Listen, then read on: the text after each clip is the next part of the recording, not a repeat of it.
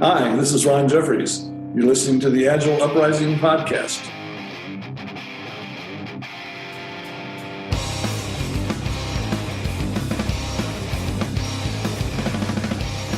Greetings and welcome to another edition of the Agile Uprising podcast. I am this episode's host, Jay Hrcsko. Joined with me, I have James Gifford. Say hello, James. Hello. Troy Lightfoot. Hello. And last but not least, Paul Elia. Hey, how's it going? Thank you. So the topic of this episode is, for those of you that may or may not be aware, there was just a revision to the Scrum Guide released for 2017 earlier today. Today is Tuesday, November 7th. There was a seminar where Ken Schwaber and Jeff Sutherland actually announced some of the changes and went over it in detail, which some of our members attended. So we're going to talk about the changes that were made this year, some of the things that we noticed during the keynote, some observations. Both Troy and Paul watched it live and had some unique takes on it. And we're going to discuss just what we think, how viable these changes are and what we think it means for the future of Scrum. So with that, Troy, you were raptly watching the events unfold today. So you want to kick us off? Yeah. So I put together a little blog post about this. It should most likely be up on the Agile Uprising blog soon. But my thoughts. Okay, let's see. They mainly updated the uses of Scrum section. They refined the role of the Scrum Master a little bit. They kind of changed some of the wording around and added a responsibility as well. They talked about the daily Scrum and where they saw in the industry that it was being misused, and they actually changed some of the daily Scrum in the Scrum Guide. They actually went into a definition of what a time box is, which was quite interesting. And then they talked about sprint retrospective, something they added to. So it's mainly it's really 4 changes, and the time box thing is just a definition. Okay. And so let's start walking through them. What was the first big change that you noticed? I mean, because actually, before we go into that, you did put together some notes here, Troy, off your blog post where you talked about you called in the State of Agile report from version 1, where 80% of practitioners that respond to the survey are doing some type of Scrum or Right. Scrum hybrid mixed with XP or Kanban. There was another call out here. 90% of Agile teams are using Scrum, which totals approximately 12 million people per day. Right. So that 90% and 12 million, that came from Ken and Jeff. The 80% thing came from looking at version 1's report. So I'm not sure where Ken and Jeff are getting their numbers versus where version 1 is getting. Either way, they're really high. I mean, version 1s are stated. That's they stated how they did their survey, and they always do. So they give you the demographics on the survey. Yeah, I don't know where the 12 million came from, but it's implying that somehow there are 13.3 million Agile team members out there in the I do believe it's limited to the planet Earth. We don't know because they didn't source it. It didn't specify, but I'm going to assume it was limited to planet Earth. Right. But yeah, so that's where those numbers come from. Well, the 90% and 12 million came from Ken and Jeff, and in my blog post I mentioned about the 80%, and that's when in version 1 it's either pure Scrum or Scrum mixed with XP or Kanban or some form of Scrum, basically. Right. Which I think it was Gifford who quoted one of the manifesto signers who said everybody does Scrum and we have to use Agile, we have to use Jira, and we do it poorly. Wasn't that the quote, James? That was the quote from Andy Hunt during the manifesto signers podcast. And it was like half of Scrum. It was like everyone does half of Scrum, not even. Yeah, half of Scrum, and we use Jira. All right, so let's dig in, Troy. So what was the first you call out that there's 5 big things that you picked up on as being big revisions. What was the first one you picked up on? So they talked about the different uses of Scrum. There was a focus to make it clear that Scrum isn't just for software development. So they went into that you can use it for, and people have used it for software, hardware, embedded software, networks of interacting functions, autonomous vehicles, schools, governments, marketing. They went over a bunch of things, and this is what's in the Scrum Guide as well. and they have a list of more things that Scrum is being used for. I know people are using it. You could correct me if I'm wrong on this, but I think Hilton is as well. I'm not sure in what capacity, but Dave Pryor did a podcast on Hilton, I believe, using Scrum for designing their rooms, implementing that. So I think that was the focus on this. They're trying to expand Scrum out just from software development in the Scrum Guide. I mean, if you look at even in the section around the definition of Scrum, they pretty much drastically rewrote basically Scrum is a process framework. Like if you get into that section of the manifesto, Right. or not the manifesto, but like the actual Scrum Guide, they've significantly rewritten that section. It's gone from complex product development to work with complex products. Correct. And in the next line, I mean, they even get into process and techniques for building products rather. And in the new one, it's process techniques or definitive method rather. Like, and those changes just like there are a lot of like rewritten parts of that. I mean, it feels sort of like they're basically trying to bring this into the changing market. Like there are more people trying to get to business agility. So a lot of these updates, like where it used to say, even in the first paragraph, as a relative efficiency of our product management and delivery practices has now become as a relative efficiency of your product management and work techniques. So Correct. Was development like practice, now work techniques. Yep. So work techniques. So like with the advent of the push for business agility, this is, really a spot to kind of them tailoring things to open the door to, expand the footprint so that Correct. they can get out of just focusing on software development. And I think the biggest addition is that last statement.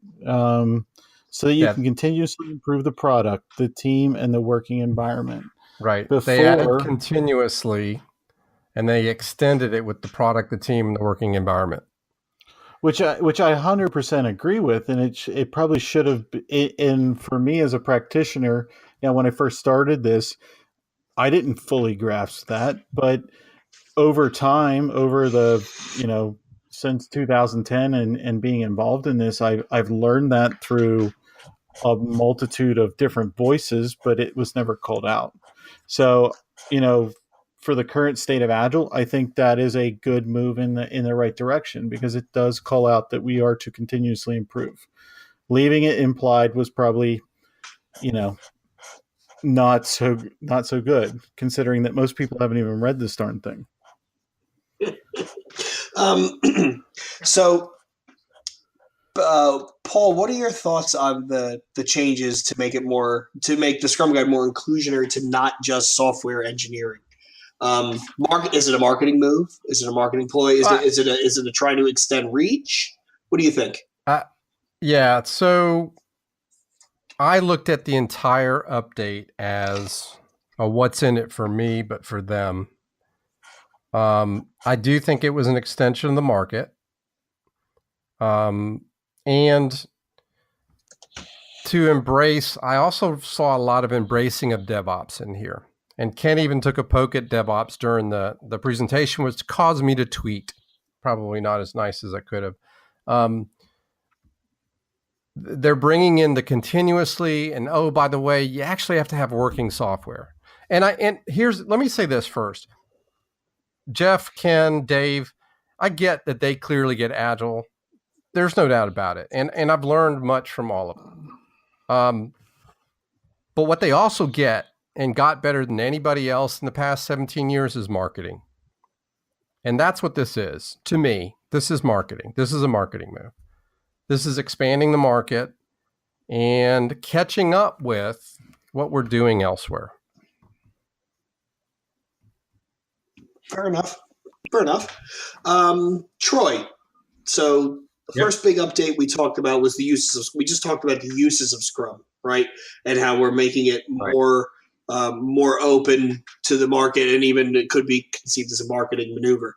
What's the next big thing that jumped out at you during the revision review? They talked about the role of the Scrum Master, okay, and they called out two things which I thought were interesting that they think are lacking in I don't know if it's a lot of Scrum Masters, but they did call this out, and that's political skills and patience. And they're talking about the Scrum Master being a change agent in organizations, and that in order for you to do that, you need to be able to be political in the organization, and you need to have patience as well, because big organizations take a long time to change. So that was something that they specifically called out. I have a quote here about the Scrum Master role. This was from the presentation. It's from the Scrum Guide. The Scrum Master is responsible for promoting and supporting Scrum. So they used to say the word, I believe it was ensuring. Right? Correct. It used to be ensuring Scrum is understood and enacted. Right. Now it's promoting and supporting Scrum as defined in the Scrum Guide. Right. And Scrum Masters do this by helping everyone understand Scrum theory, practice rules, and value. And they added the in values. I mean, not bad adds and not bad changes. Right. Let me ask out of my own naivete, is the promoting new? Yes. Okay. Well, it's new in terms of words. Right. Well, that's what I mean, in the sense of, is it new to the guide for this year? Because that's an interesting turn of phrase, right? Because with promoting, it does tie to the view you were just going through, Paul, about how it could potentially be, okay, well, this is an update to verbiage for marketing reasons, because I would never think of, well, my personal opinion is I don't think of a Scrum Master as someone who's promoting Scrum. I do think it's someone who's supporting Scrum, helping everyone understand Scrum theory, practices, rules, values. That makes perfect sense to me. But the term promoting is fairly interesting of choice of words. What do you think, Gifford? I mean, promoting. From a change agent perspective, like, I think that the Scrum Master is a change agent, but and it hasn't actually been called out in the guide. So for them to call that out, like, as a Scrum Master, I tried like crazy to change organizations that I was in, whether I was actually effective at it or even knew that it was my responsibility as a Scrum Master.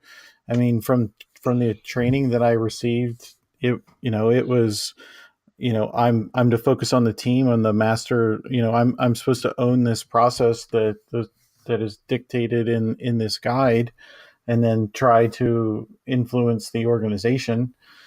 For them to kind of call that out, I think it's important, whether it's in a negative context or not. I don't feel that I'm in a place to judge that.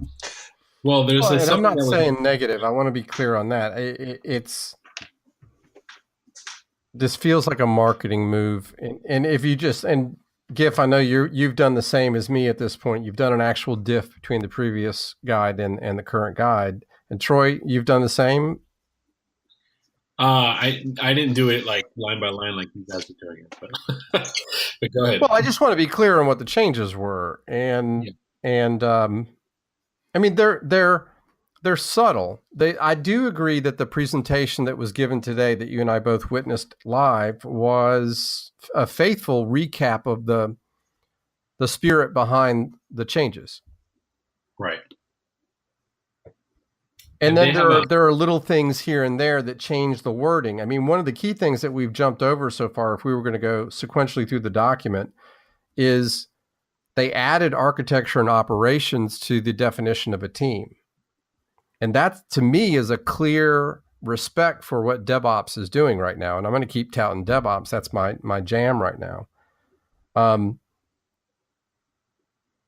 So it's been included in the guide, but not terribly much. Just little things like that, and actually delivering product continuously. Speaking that way is sprinkled throughout the guide. Not bad things, right? Go ahead. No, and I mean that's a drastic improvement. there's the section where they talk about the product owner, and I like the way that they have updated the wording around the product owner. It basically reads, in the old guide it wrote, no one is allowed to tell the development team Right. to work on different sets of requirements, and the development team is not allowed to act on what anyone else says. But in the new guide, it's the product owner's discussions are visible in the content and ordering of the product backlog. No one can force the development team to work on or work from a different set of requirements. Like it's simplified, what was, an interpretable section.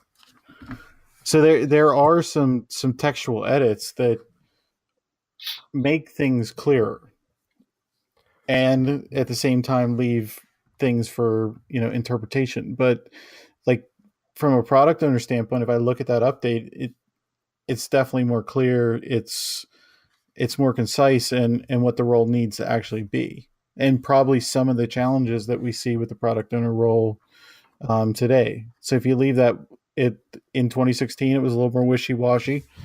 In 2017, it's a lot more clear. Right. That's a good point. They, as far as the Scrum Master part, they actually added a whole sentence in the Scrum Guide, it has Scrum Master as a service to the development team, the product owner, and to the organization. Right. So they added a part for the product owner that says, ensuring that goals, scope, and product domain are understood by everyone on the Scrum team as well as possible. Yep. So that whole thing wasn't there before. Well, and it's not often done in my experience in travel. Yeah, I would concur, and that's, I think, important. And something else that I thought was interesting, which is not in the Scrum Guide, but they mentioned during the call, is that they talked about the Scrum Master helping the team and organization understand lean thinking. I don't know if you guys caught that. But, yep. They did call that out as well. So I thought that was really, even though it's not, that phrase is not in the Scrum Guide, they did say that that's what should be happening. Yeah, so in the call, so I don't recall in the guide them calling out Lean and XP and DevOps.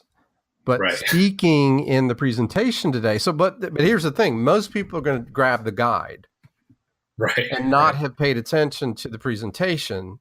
When you put the two together and you've been watching the history of the guide as we have, it starts to tell a story for me. And it's one of going after where the market's heading. Right. Well, as a coach, this is something that I would always coach anyway. Lean thinking for Scrum Master. Absolutely. Right. But they called that out. So what's up? You got to go Scrum Plus. Well, I don't know, but that's. How many coaches don't coach their teams to limit work in progress and visualize their work? And wait a minute, I hear David Anderson calling me. Hold on, let me get that. But at some level, you can't, or adding the development practices back in. Yes, as we move agile into business, as we look to get to business agility, like a lot of this stuff around the technical aspects of it are separate.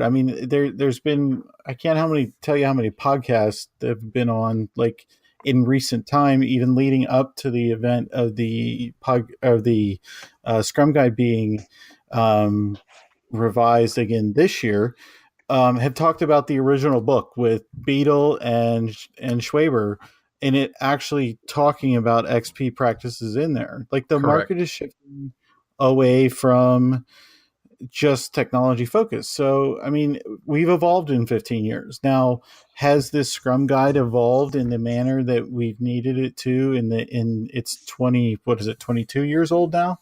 Probably not. But at the same time, some of these updates are what we needed for the changing market.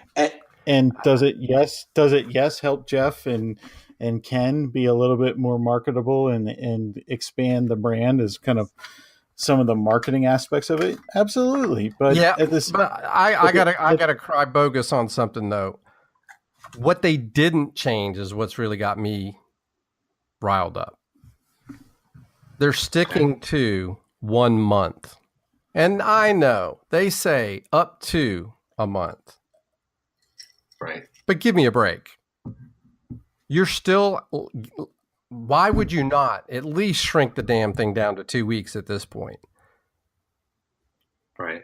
Right? Well, I mean, I agree, but a lot of places that do 3 weeks currently.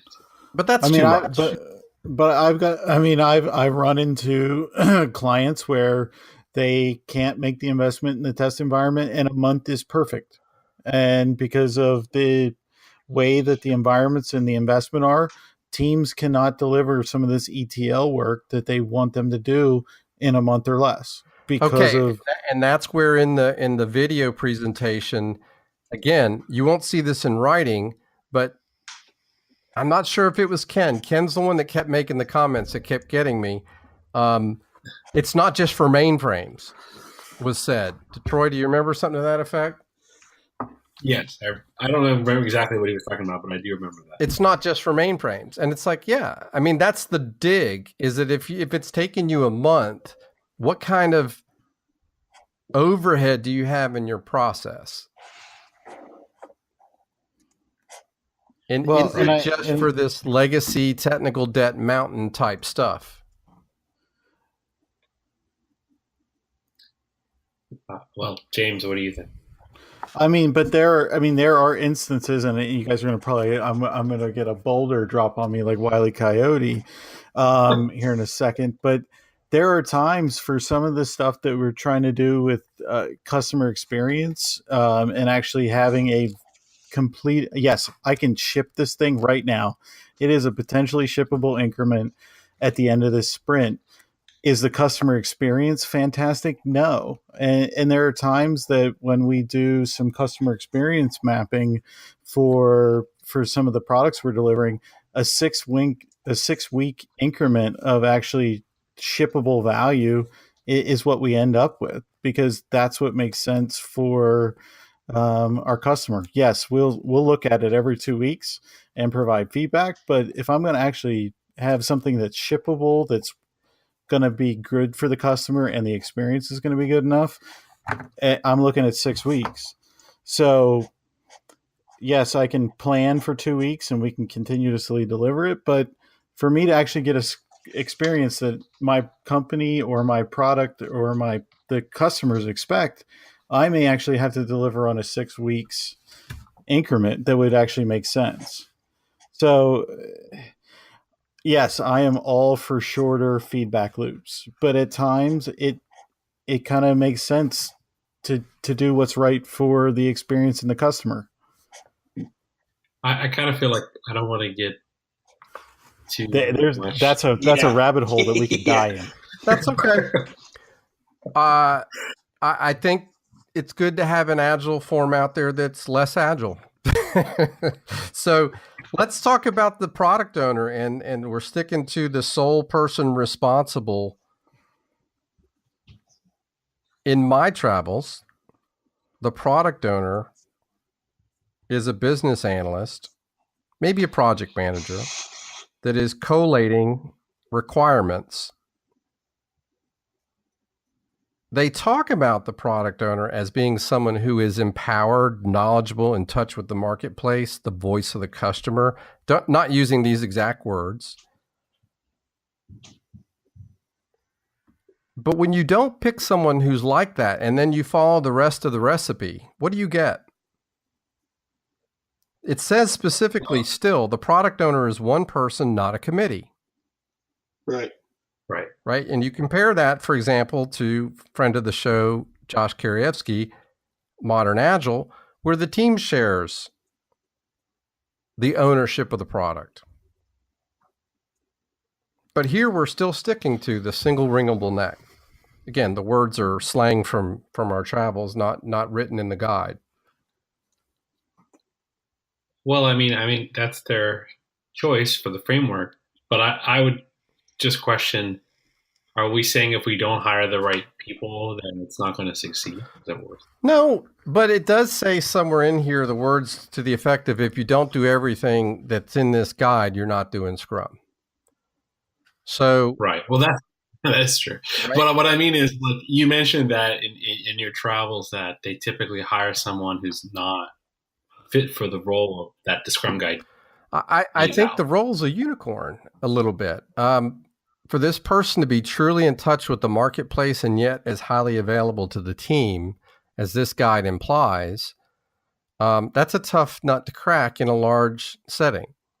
In a small setting, sure.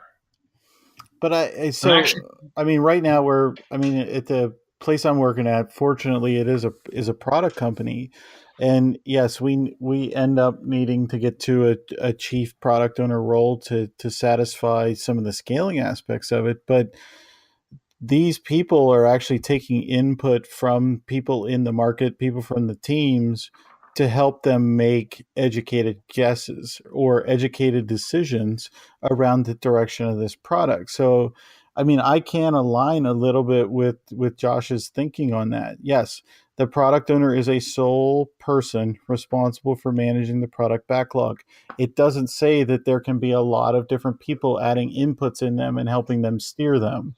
A CEO, if you think of this role, the product owner as the mini CEO, every CEO that I've ever worked with or have had the opportunity to talk to doesn't necessarily make all the best decisions without having the right people there to provide them with the right insights to make a successful decision. And the guide has been consistent. There's no change around the wording of that. Here it is. The product owner may represent the desires of a committee in the product backlog, but those wanting to change a product backlog item's priority must address the product owner. My point is that what I have seen is the product owner becomes the massager of requirements, and the ideas are typically coming from internal voices. They're not actually coming from the customers in the marketplace. And I would agree with that. There's no addressing of that. And again, and that's my upset is we didn't talk to that. We talked to increasing the size of the market beyond technology or development teams. We actually took out the only role is a developer, and we scratched that out and said, no, it's a team member.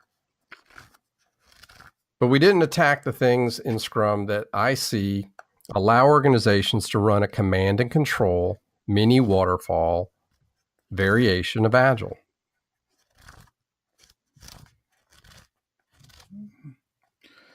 And I think that is very valid in most organizations.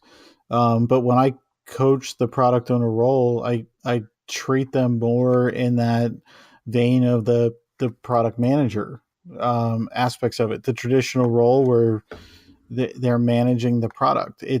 If the guide does lay out some information, but it's all in the interpretation and the coaching that you bring to it. And if you have a weak set of coaches bringing that to an organization, you're going to end up with this flaccid role that really puts a bug in your crawl. Sure. When I look at business agility and putting together a cross-functional team that is marketing UX to support a development team and have direction and funneling from that product owner, I really look at the product owner, and when I teach it to companies, I elevate that product owner to a product manager type level role so that they can communicate across the organization to actually support their product. Whether at scale I have to break that into a chief or lead or whatever the heck you want to call that, or just a product manager that can focus on strategy and coordination almost as a project manager across an entire release or launch, that's what it has to be. But this product, I can never let go of that grasp of the product owner is a mini CEO. And if you and coaches cannot convey that message to your organization, then you might be, I don't want to say you're falling down as a coach, but you probably are. Well, you're using the word coach, and that is actually not in the Scrum Guide. I don't think the word is in the Scrum Guide. Well, I mean, if the Scrum Master let's distinguish. There are only 3 roles, right? This is true. Scrum Master, Product Owner, and Team Member now instead of Developer. And but that's the Scrum Guide, with Scrum Master being a coach as well. No. You guys are coaches. I know you. You're coaches. Right. What I'm saying is the Scrum Guide says actually the words, like, for instance, with a team, it says coaching the team in self-organization and cross-functionality, right? Like, actually uses they might have used the word coaching. I'm not doing a text search right now, but the role is Scrum Master. And 500,000 people almost have been given this distinction from a 2-day class from Scrum Alliance, which these guys parted ways with. But 2 days sitting in class, pay attention, 36 question, multiple choice quiz. The Scrum Guide's what they've got to go on after class. Right. I guess what I'm saying is, like, the philosophy that I take when I'm coaching is I like to work heavily with the Scrum Masters because when I'm gone, I'm hoping that they're going to be the internal coaches. So I'm working with them, coaching teach them. more than what's in the guide, though. That's the point, is that, in my opinion, more should have been done to the guide to really be a guide. Fair enough. But it comes back to, do you need to teach people how to wipe, or do you need to give them the guardrails and provide them with with some insights into better ways of working? I see the Scrum Guide as the guardrails to kind of foster change. I can't use this 19, which is now 19 pages. Yes. I can't use this 19-page guide as to wipe. Like, it's not meant to be there to teach people how to wipe. It's the guardrails of how to use the potty. And with that analogy. Well, I do like the analogy because we're getting closer. I think we're getting in more alignment about what we think about it. Well, should we go talk about the rest of the section? Yeah, I like the wiping analogy, but I want to sort of reel us back in. That was all good conversation, by the way. It's good to see that there are people who are people like Paul, like James, like you, Troy, who are very passionate about this stuff, because that's what helps the discipline and the practice and the knowledge grow. So I think this is awesome stuff. That's why I let the conversation go on like I did. But the next thing you called out, Troy, moving us along, was the daily Scrum. But want to give us a little bit more detail about that? So sure. So they talked about the daily Scrum in a lot of places, a lot of teams being used just as a status meeting. And they're trying to get away from that. And I think there was a misconception maybe in the community or from the Scrum Masters, I don't know, about these 3 questions. And because the 3 questions do kind of, if you just read them on the face, they do kind of read like a status boy. And that was never the actual intention. So what they try to do is they try to revise it now so their intentions are more clear. So now what they're saying is basically, you don't even have to do the 3 questions. They've changed that, and they're saying, look, some teams just like to have an open discussion. Some teams like to answer the 3 questions. The point is, you should be This is an inspect and adapt point, which you should be changing the way you're working, whether that's replanning something, whether that's maybe if you want to call it a mini retro, but something you're going to make an actionable change for the next day. That's the point of it. And it's everything in that meeting is supposed to be, what are we doing to help achieve the sprint goal? Okay. So a lot of times I work with teams and that sprint goal thing is not part of their normal way of working. So I think they're really emphasizing a lot on sprint goals in this daily Scrum section. In fact, the 3 questions, even previously did say, what did you do yesterday to help the team achieve a sprint goal? They had already said that before, so that wasn't a change, but they did change a few things about working towards a sprint goal and not needing to do those 3 questions. Yeah, and it's actually a rearrangement of the content that was there before in the daily Scrum section of the guide. That the 3 questions remain, though. Yeah, but they do call out that they say the structure of the meeting, this is a quote, the structure of the meeting is set by the development team and can be conducted in different ways if it focuses on progress towards a sprint goal. Some development teams will use questions and some will be more discussion-based. So they're basically saying some people are going to use it, some people aren't. If you're going to use it, here's the questions. So I will jump in here. I get where they're going with it. I think it does make sense, and you're right. The thought of these 3 questions leading to more of a statusy type update, I agree, because it does. But I will counter with, it's a useful tool to help the team start. So, for example, one of the team I'm currently Scrum Master, I took over, and they had very limited knowledge or experience with doing Scrum. And we started with the stand-ups with these 3 questions. What did I do yesterday? What am I working on today? What am I blocked or impediments? That sort of thing. And it was very statusy. But I also looked at that as more of a shoe type team, where as they moved, as their maturity developed and as they got familiar, it became more of a ha type team where they stopped answering these 3 questions directly, and it became more of a conversation. Well, I'm working on this, and I could use Troy, your help with this, and Paul, I know you've looked at this before, so I'm going to lean on you. And I don't think they're necessarily a bad thing. I think if you force people to always answer those 3 questions and rigidly define what their stand-up's going to be like, I can see where that would be a problem. I could see where, to your point, Paul, somebody who took a 2-day course and think they know everything, they could lead a team astray.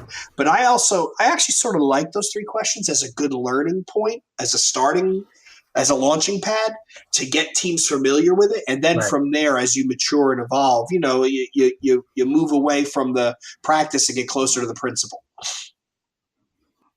Well, I would say that's pretty much what they call out in the guide now, because they say they're recommended, but then they say some teams are going to use a discussion, some teams use a question. So I feel like that's what they're trying to say, like, hey, these are recommended to do, but you can elevate past this. That's how I read it. But maybe you guys, I mean, you're reading and you're using your experience, and you're saying good things. I like what you guys are saying, and I know you've got experience. But when I look at the page, there's not that much that they changed, and they left the 3 questions in there. I guess I would have liked to have seen point blank, this is not a status meeting. Right? More coaching to that effect of, because what invariably happens? What did you do yesterday? Well, I worked really hard, and people go around the room. Right. Well, I get that they want to call out better, but they actually just rearranged the page. I wish they had done a stronger job of, we're trying to accomplish the goal. And I do think, though, that I don't believe that this sentence was in there before, is that some development teams will use questions and some will be more discussion based. I don't think that was in there before. I could be. James? No, that aspect of it, Troy, you're right. It wasn't in there before. But I've run into a lot of situations, and, the daily stand-up is meant to be daily planning. So I kind of, I'm going to be on Team Paul here. On my stance on this, like Zach Bonaker put out, just a shout out to Zach, he put out a tweet like two years ago that said, the daily stand up, does it need to be these 3 questions, or what do we want this board to look like tomorrow, and what is stopping us from doing that? I'd like to see, those are good questions. I've had more teams that have actually run more effective stand-ups when I've taken that approach that says, hey guys, what do we need? What do we want this board to look like tomorrow? And how are we going to get there? Because that starts driving down that idea of swarming. We are a team. We want to get this board to here by tomorrow, which aligns with our sprint goal, which most freaking teams that I've ever worked with or happened upon that before I engaged them with coaching don't even put together sprint goals during sprint planning to even operate towards. So that's generally a problem right there. So the way that a lot of these organizations are taught how to do sprint planning, the ceremonies in general are wrong, or half taught, or are misconstrued because it's 2 days and I'm the Scrum Master champion of the world. But for at least a stand-up, I would have likened it to be written without the 3 questions in it. I find that coaching teams with what do we want this thing to look like tomorrow and what's stopping us from doing that is a way more effective method to coach. No, I agree totally, James. I was just pointing out what I thought the differences were for the most part. But I agree. I mean, so I think it was, I'm not sure if it was Ken or Jeff, but one of them called out a white paper they wrote. And the white paper was called Shock Therapy. And I actually went and read that white paper and to understand what they were talking about. Right. And in that white paper, what's up? It would have definitely been Jeff because he has a doctorate in like electrostim science or something like that crazy. I'm dead serious. If you look him up, if you go back and it was Jeff. If you go and look up, if you go look back to the Agile Madness that the NTech Consulting Group did back in 2014, 2015, there's a whole thing on his doctorate around electrical type therapies and stuff like that. Jeff's a cool dude. So basically what he was saying in regards to daily stand-up is this white paper is this, I think it was at MySpace and another company they were doing this at. And they would take coaches in there and say, implement things in a very specific way, like all of them, right? And one of the things they would do is for the daily Scrum is that if a high priority item is still in progress, team members should plan on how they can swarm on that item before pulling it into the work. Right? So it's really saying, like, let's say someone finishes something and before they say, oh, I'm going to work on this. If a high priority item is still in progress, then they're coached to say, oh, like, how am I going to help work on this high priority item? Like, essentially limiting work in progress and swarming, right? That's what he's talking about. So he even called that out in his white paper, but that is not in the Scrum Guide. But he did call it out on the call. So I thought that was interesting. Hey, David Anderson, what's that again?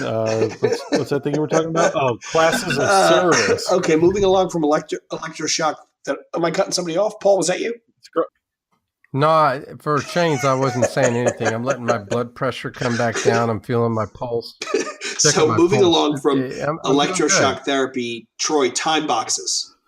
It's a honestly, I don't think there was a change really. They just explained what a time box is. No, they did go through the guide and say at most everywhere. So where they said, for example, sprint review, this is a 4-hour meeting.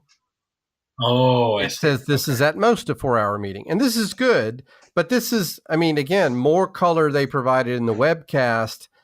All they did in the guide was put the words at most in front of all the time boxes, but they do call out that the iteration cadence itself, whatever words they chose to describe that, the up to the month thing, that doesn't change. The events inside, you don't have to take the full 4 hours or the 3 hours or whatever they put in the guide.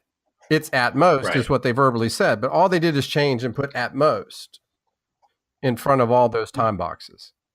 Yeah, so basically they always use the word time box, which does mean at most, but I guess people for some reason didn't understand. Well, no, because it said prior, let's take sprint review. It used to say, this is a 4-hour meeting for 1 month sprints. That was I believe they used to say 4-hour time box, no? I mean, the way it was taught to me was that it should be 2 hours per every week that the sprint was. So you guys are talking about your past experience, and again, this is the difference. It's not that I don't believe that people who are people who get Agile, people who have the mindset aren't going to come up with the right interpretations and good coaching. I'm harping on the guide itself. This is the update. It took a year to get this update. 47 words were changed or something. I don't know. I'll do the math later. But we're reading a lot of color in. It's just all we did was add the word at most in front of all these various phrases where we already had either we said time box or we said, no, it was a 4-hour meeting or a 3-hour meeting. I mean, but adding those guidances for younger teams or new people, I think that's good. I mean, I've seen so many sprint plannings go. People try to plan a sprint in an hour and fail for a 2 week sprint. Like it all comes down to readiness and in having that definition of ready and a definition of done and being able to meet that. I mean, if you want to get down to total changes, according to Adobe, when I did the compare, there were 207 text only changes. 46 of them were insertion, 134 replacements, and there were 27 deletions. Well, but Giff, what point are you trying to make, though? Again, the guide, all they changed in the guide was they added the words "at most." I mean, at most, I mean that's better than giving them strict timelines. Whether people, that people trying to do math on, well, if it's a 4 week sprint, I need to do 5 hours. Like it in the old statement of it, it was Prescriptive. It was very prescriptive on the timing. Yeah. So being able to say, at most, if it's right for your team, it's going back to those guardrails versus wiping. I keep coming back to guardrails versus wiping. Or even if I'm going to dial up David Anderson, so it's making policies explicit. Go on, James. Finish your statement. And I no, I mean this guide is meant to help you understand what Scrum is, and this is the guardrails for Scrum. If the document stays within the context that says these are the guardrails for Scrum. If you're going to do Scrum, here are your guardrails. Drive down the right or left hand lane, depending on what country you're in, and you're good. You're doing Scrum. That's Well, you're telling a good story, and I know you've got the experience again, Giff, but the guide doesn't say that story that you just told. The guide just says, and I mean, hey, you this don't have is to one take of the whole 4 hours.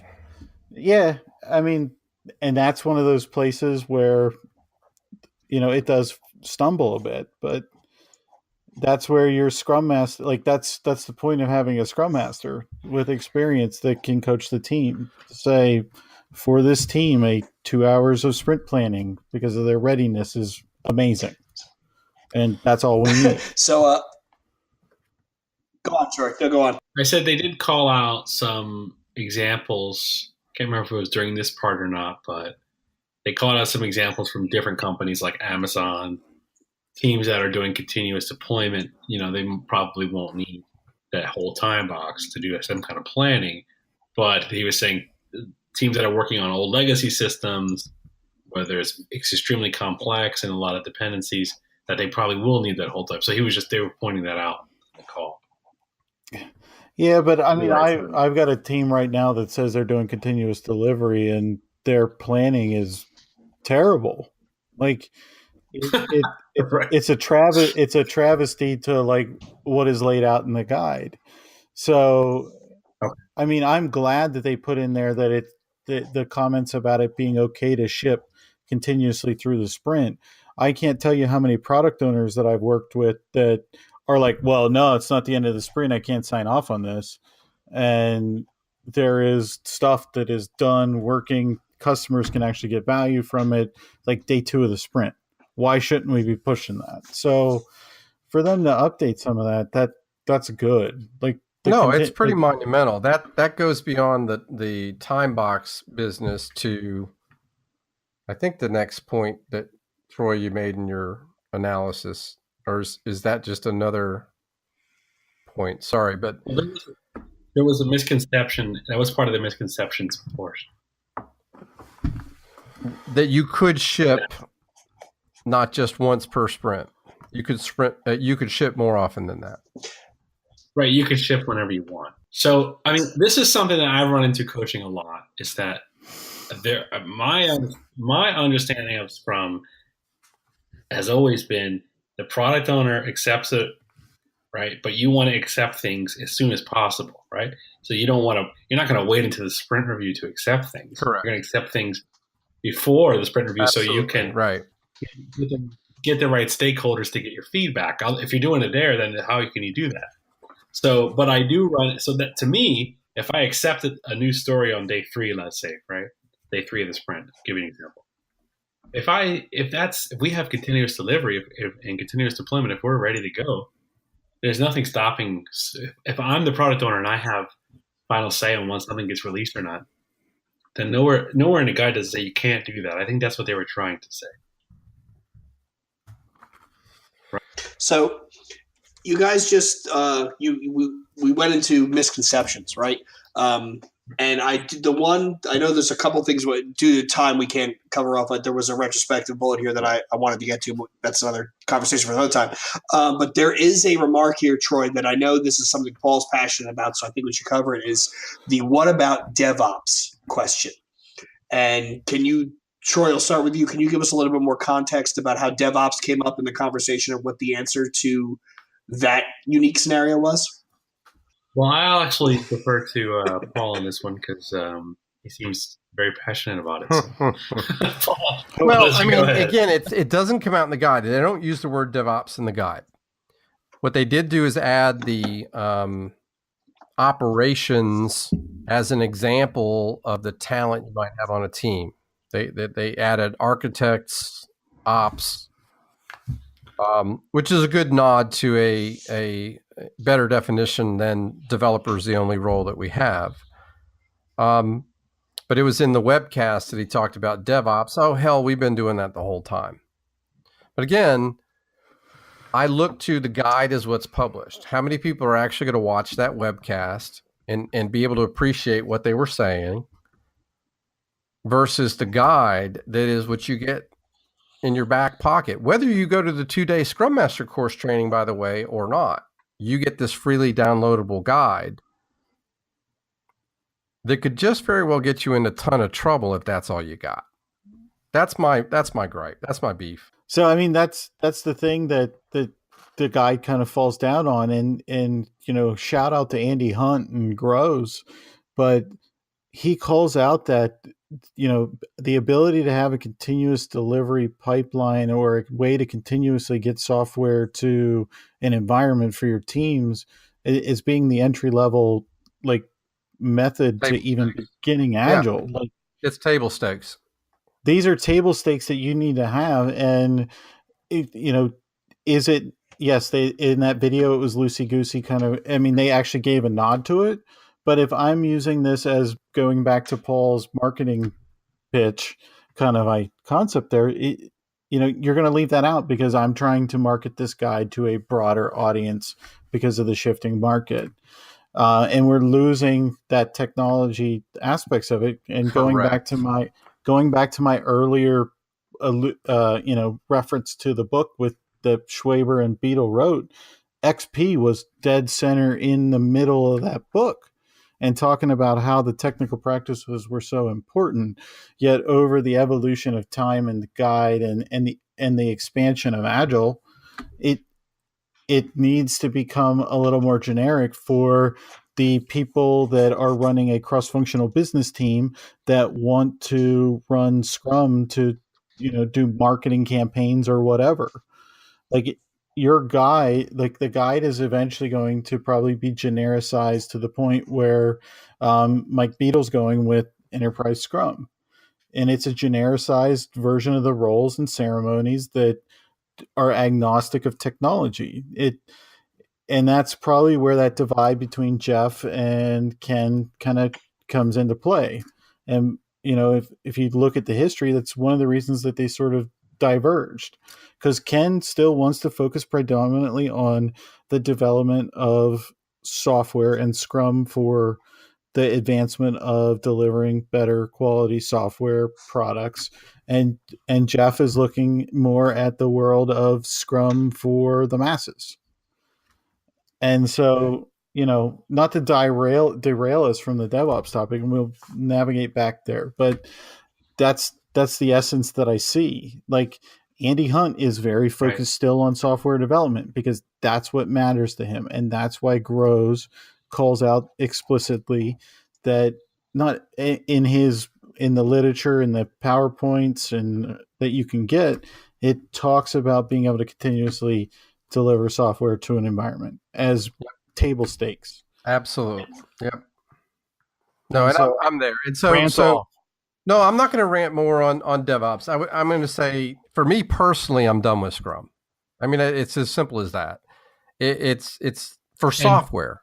Now, it's great if you're using Agile for non-software, and I think Josh does a good job with that with Modern Agile. I do like that. It's just not my bag of tricks. I've been a software guy for 36 years. Gray hair and all. So I'm in the software biz. So I can't move this slow anymore. I can't count on this product owner that rarely exists in the wild, and a framework that allows for mistakes. And DevOps and continuous integration, continuous delivery pipelines provide you that. I'm going to go with Josh's make safety a prerequisite kind of a deal. Instead of you should be doing this, you shouldn't be doing that. And well, you're misinterpreting the guide.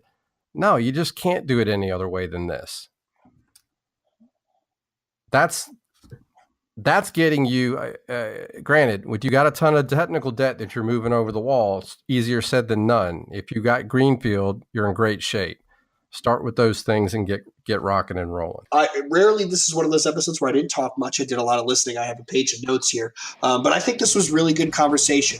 I think everybody's really passionate. Paul makes a lot of good points about trying to absorb the Scrum Guide in a vacuum will definitely lead you down the wrong path. Troy, I think, pulled out some interesting stuff about what he saw in the podcast, in the presentation, and how if you could find a way to amalgamate the two, I think you'd end up with a better product. And James offered, I got to say, you offered some interesting topics and views about what you've seen in your travels as a traveling coach. So I thought that was pretty fascinating. I'm glad that we had this group together. So I'm going to go around the horn real quick. Any last call-outs, shout-outs, things you want to plug?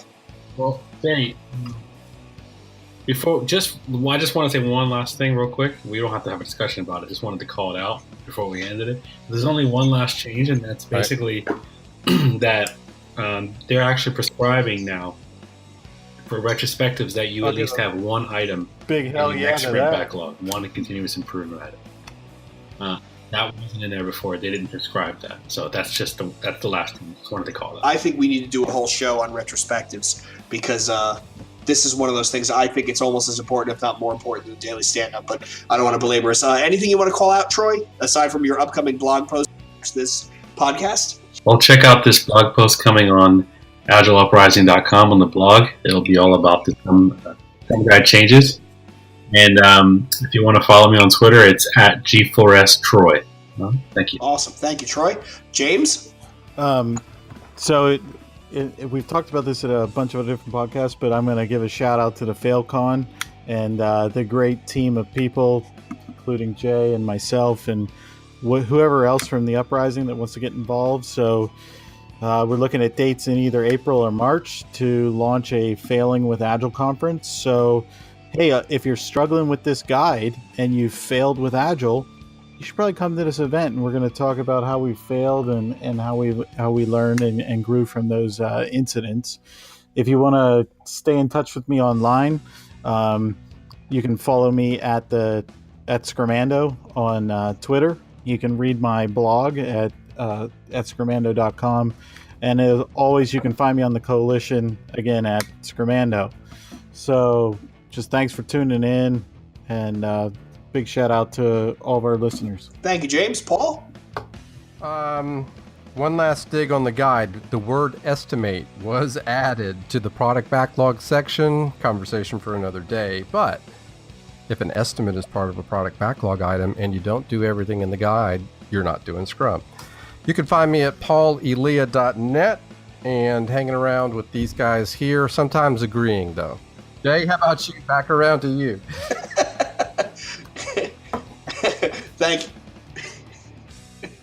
Thank you very much, Paul. You can find me, as always, on the Coalition.